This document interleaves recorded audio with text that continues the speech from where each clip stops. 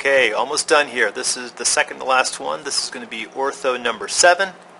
As you saw with your last drawing, we're moving from only vertical and horizontal lines now to some half circles. And here we have a circle, so we're actually going to introduce a new type of line called a center line, which you probably remember from 7th grade. So, as we always do, let's go ahead and start with this front view. So, first things first, let's take a look at what we have here. Basically, we have a series of lines, but then we have a half circle. So this face here is going to be our front view. Let's keep in mind there's a circle here, and yes, we're going to also call this a hole going all the way through the object. Okay, so this is an opening going through this shape. Top view looks a little complicated. It's actually not, but this is our top view, which kind of blends into our right side view. So then the question is, when you have these curved surfaces, what does it look like two-dimensionally? Well, we'll soon find out. So, as we do, let's start with this front view perspective. Let's make sure, once again, we're now on the back of our sheets. And we're going to start right here, ortho number 7, front view. Once again, let's make sure we don't make these things too big. So I'm going to go ahead and draw what almost looks like a series of lines. And then with that, a half circle. And then I'm going to draw a circle. Somewhere in this drawing here, we're going to put a circle. So I'm going to try to find roughly center, which is probably somewhere around maybe here. So I'm going to draw myself a circle. Now, something we're going to include with this drawing is a center line. You can actually see it drawn here.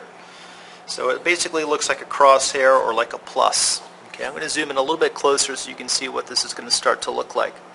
So when you make a center line, you first want to define center. We'll just put a little dot here. I'm going to first make a little plus. But then we're going to make some additional lines that do not touch. There's a little bit of a gap, and this gap is important. And it extends, this line extends just beyond the circle. You do not have to extend it too far. I know the drawing, it has much longer lines, but we're going to just do it this way. I'm going to do it the Mr. Bolt way. So I'm going to leave a little space there, just like so.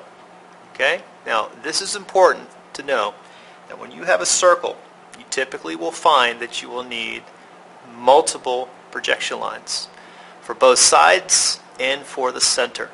So if you look at this, before I have your teacher pause the video, you probably will have projection lines indicating the length, but you'll also have multiple projection lines telling us where the circle starts and ends and where the center is, going up. Once again, the top and bottom, obviously projection lines shooting into the right side view, but once again a circle, typically in this case, will have multiple projection lines referencing the top and bottom of the circle or hole, and one going down the middle. So let's see what you can do here. We're going to go ahead and have your teacher pause the video. Once again, pay close attention to what I just explained about a circle and projection lines, and let's see if you can calculate and figure out the missing views.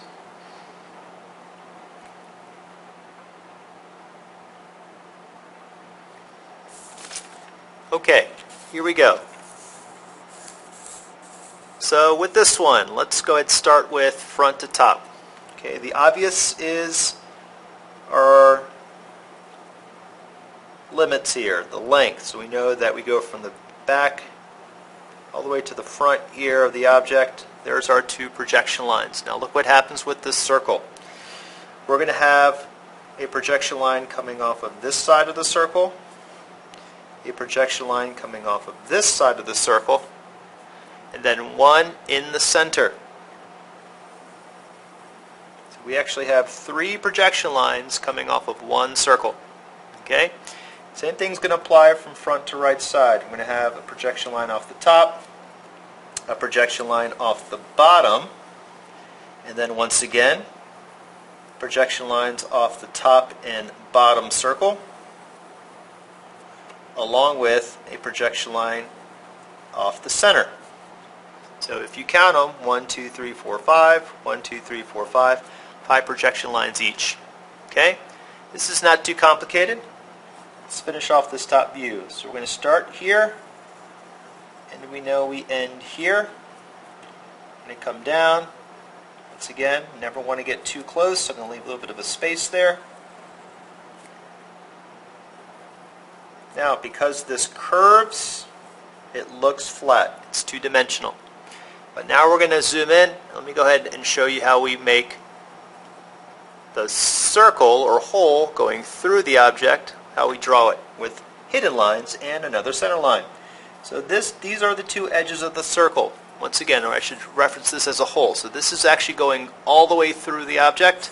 So knowing that, we know that this is hidden. This is hidden. This is going to be a center line. Watch this.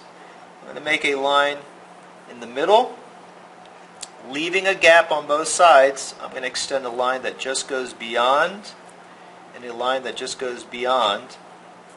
And this is an indication that what you're seeing is not just something going through the object, it's circular. If I were to remove this center line, and I just had two hidden lines, I wouldn't know if this was a circle, could be square. So with a center line, I know that this is referencing a circular or hole going through the object. Okay, let's go ahead and now look at the right side view. Same as before. We're going to draw our height. We know where to start and stop, luckily with projection lines. I'm going to go over. Remember, this line here should be roughly the same length as this line here. I'm going to come down. I'm going to come over. Same as the top view. This is the top and bottom of this hole. We're going to put medium weight hidden lines here. And to define center and to also indicate that this is a hole, a circular extrusion.